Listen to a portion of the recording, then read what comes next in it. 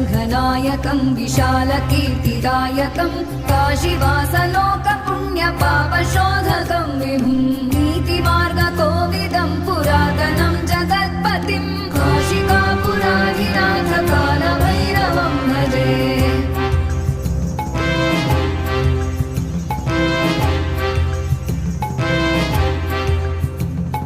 कालभैरवाष्टकं पठन्ति ये मनोहरं